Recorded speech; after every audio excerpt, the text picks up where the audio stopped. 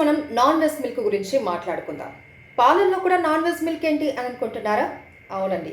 మనకు తెలిసినంత వరకు పాలు అంటే ఆవు పాలు లేదా గేదె పాలు.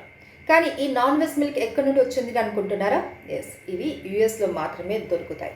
మనం సాధారణంగా ఆవులకు గేదెలకు ఎటువంటి మేత వేస్తూ ఉంటాం?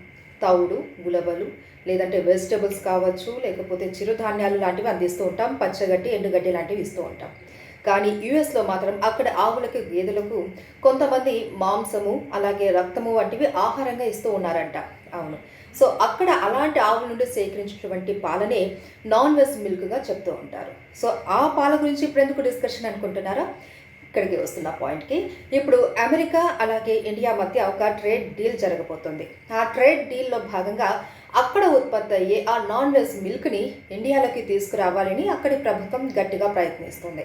కానీ దీనికి మన కేంద్ర ప్రభుత్వం ఆమోదించట్లేదు. ఎందుకనంటే ఇక్కడున్నటువంటి సన్నకారు రైతులు చాలామంది ఈ పాల ఉత్పత్తులు, పాల డైరీల మీద ఆధారపడి ఉన్నారు. ఒకవేళ కనుక అమెరికా నుంచి ఆ పాల ఉత్పత్తులను ఇక్కడికి దిగుమతి చేసుకుంటే ఇక్కడ ఉన్నటువంటి చాలామంది రైతులు నష్టపోయే అవకాశం ఉంది. దీన్ని దృష్టిలో పెట్టుకున్న కేంద్ర ప్రభుత్వం ఈ డీల్కు వ్యతిరేకంగా ఉంది. కానీ ఎలాగైనా సరే నాన్ వెజ్ మిల్క్ను మన భారతదేశంలోకి తీసుకురావాలి అని అమెరికా గట్టిగా ప్రయత్నం చేస్తుంది.